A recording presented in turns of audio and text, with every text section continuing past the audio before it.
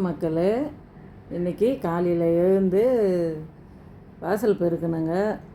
வாசலெல்லாம் பெரிய வாசலுங்க எங்களுது. வாசல் பெருக்கிட்டு சாணி தெளிச்சுங்க. சாணி தெளித்து நல்லா பெருக்கி ஓரம் தள்ளிட்டு கோலம் போட்டுங்க.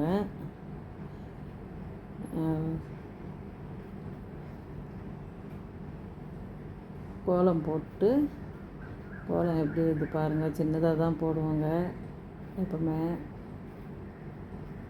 திருவிழா அப்படின்னா பெருசாக போட்டுருவோம் வாசலில்.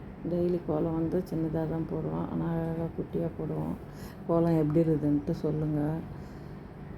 3 நாள் ஆச்சுங்க சாணி எடுத்து போட்டு. சாணி வந்து நல்லா புளிச்சு வந்தால் வரட்டி வந்து உடையாத வரும். நல்லா வந்து சாணி வந்து பிசைஞ்சிக்கோங்க. நல்லா பிசைஞ்சு உண்டை பிடிச்சிக்கோங்க. நாங்கள் பொட்டில் தாங்க வரட்டி தட்டுவோம். பொட்டு வந்து கிடைக்கல எங்கேயும், வைக்க போட்டு தட்டிட்டோம். நல்லா உண்டை பிடிச்சி எடுத்துக்கின்னு மாடி மேலே தாங்க வரட்டி தட்டணும். கீழே தட்டினோம்னா வந்து மாடெல்லாம் மிதிச்சிடும். சாணி பாருங்கள், பச்சை பச்சை பச்சைன்னு இருக்குது.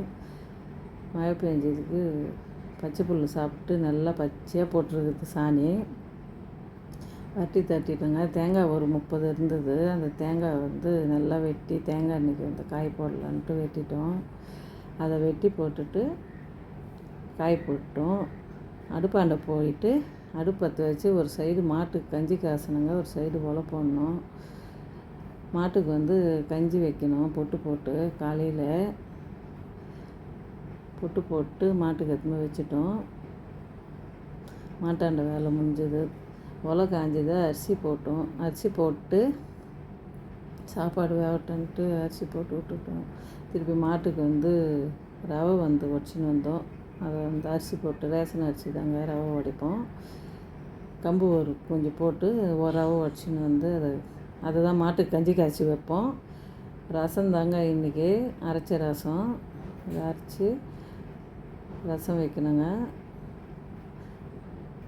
நல்லா வந்து இது மாதிரி அரைச்சி வச்சோம்னா ரொம்ப நல்லா இருக்குங்க. ரசம் டேஸ்ட்டாக இருக்கும். கருப்பில் வந்து நம்ம செடியிலவே இருக்குதுங்க.